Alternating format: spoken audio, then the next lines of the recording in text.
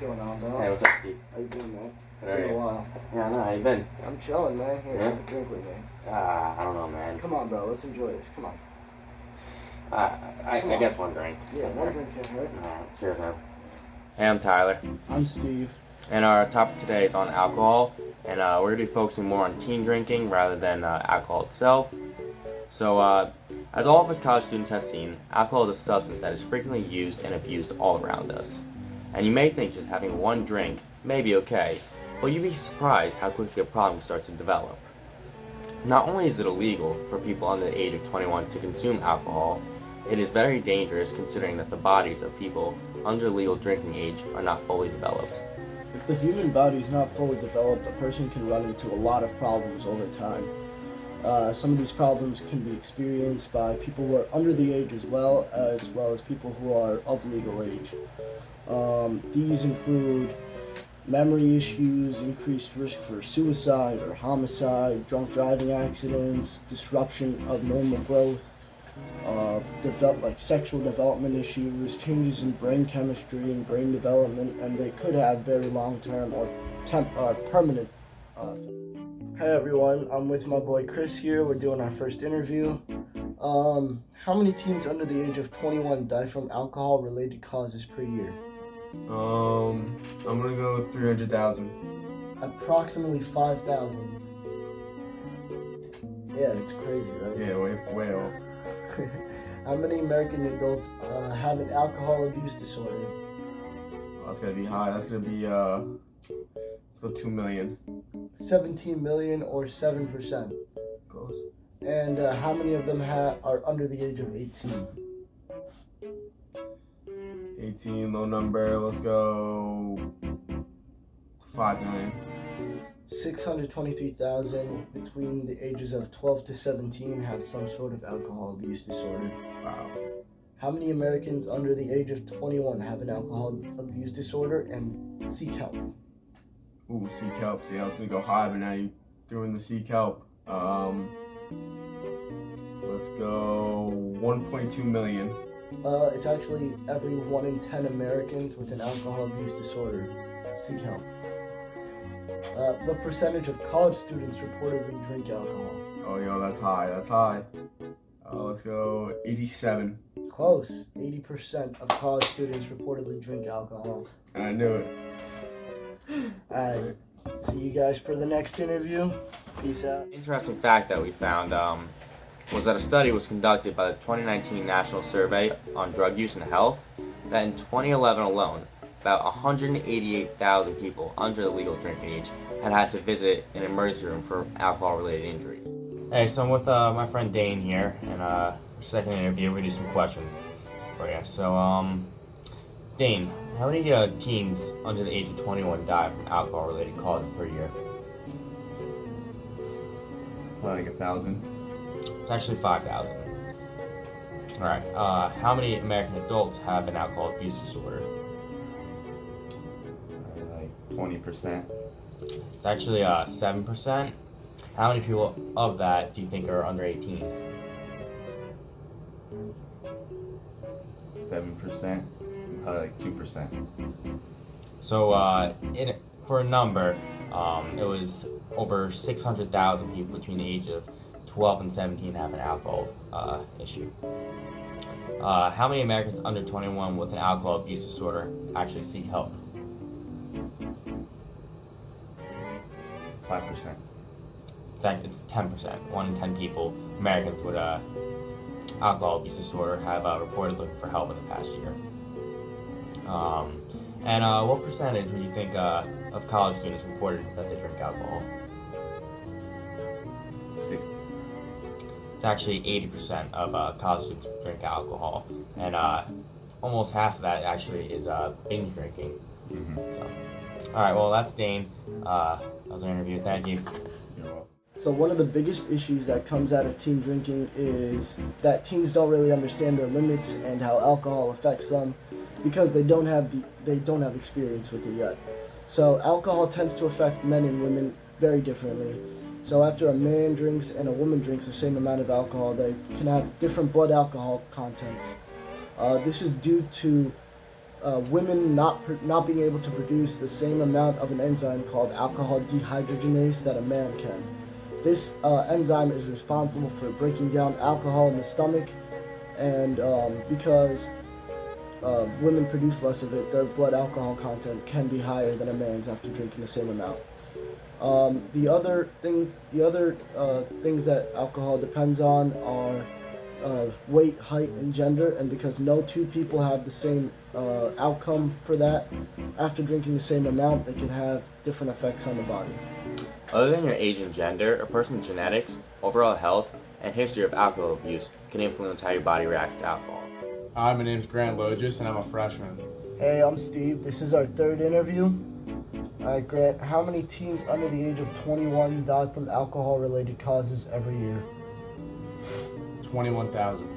It's actually 5,000.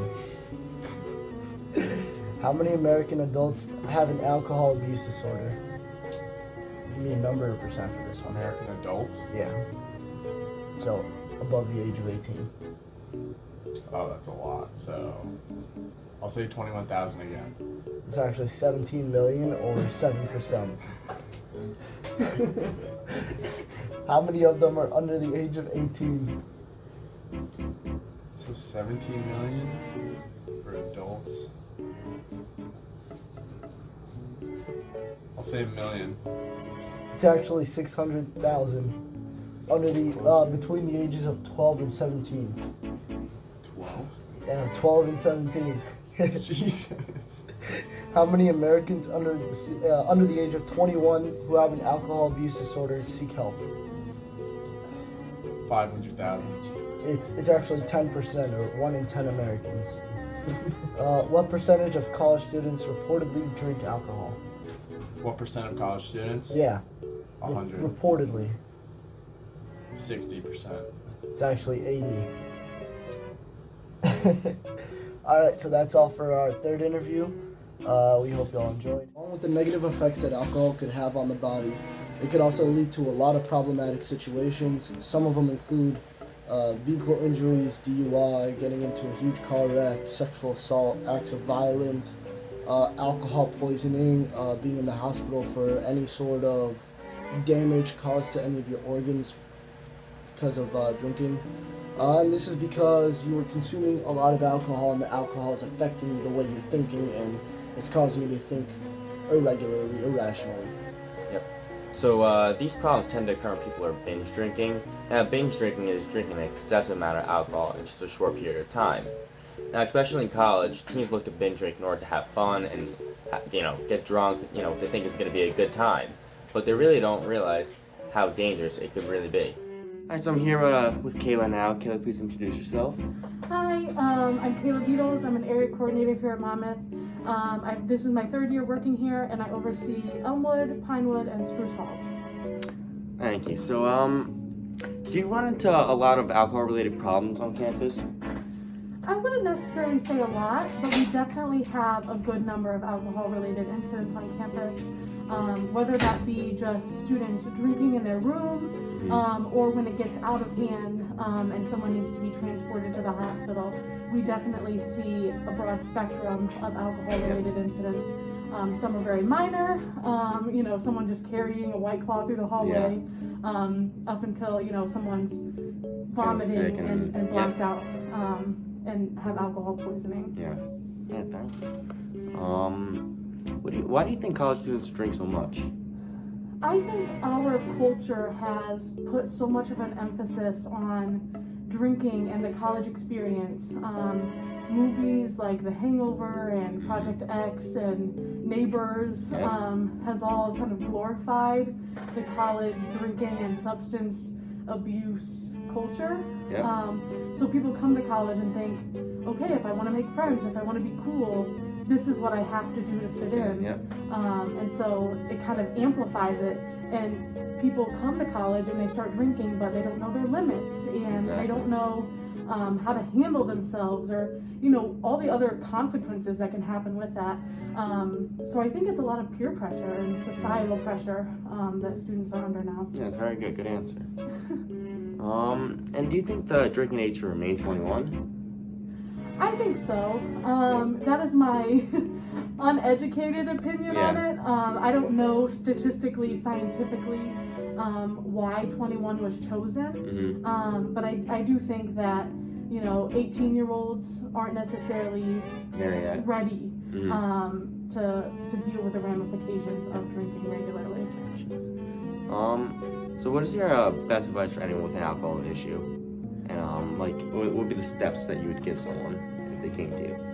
If someone came to me with an alcohol abuse issue, I would absolutely encourage them to seek help, seek counseling, a doctor, or someone qualified to address that issue with them. The first step in dealing with an alcohol abuse issue is just to kind of understand the gravity of it, and to just ask for help. Getting to the point where you're able to ask for help is huge. That's huge. the biggest thing. Yes, because there are so many trained professionals that are willing and able to help, that are non-judgmental or anything like that, and in most cases they have always seen worse. And so just going to talk to someone in CPS or an outside counselor. We have a substance abuse person on campus who can talk about that and get them into recovery. That's always my first place to start with people. All right, thank you very much, Kayla. That's all we have today. Thank you so much. If you or a friend are struggling with alcohol abuse or addiction, please reach out to someone and get some help. This is a very serious issue. Some other people you could reach out to are Monmouth University Counseling Services, located on the 3rd floor of the Student Center, Monday through Friday, 8:45 to 5. You could also call the Addictions Hotline, 1-800-238-2333, or you can text HOME to 741-741, which is Monmouth's special crisis text line, which will link you up with someone to help. All of this information that you release is confidential. No one knows about it. No one hears about it. They're just there to make sure that you find the help that you need. Yep, and please also reach out to Kayla, our area coordinator. She was very helpful. Thank you for watching Make Smart Decisions.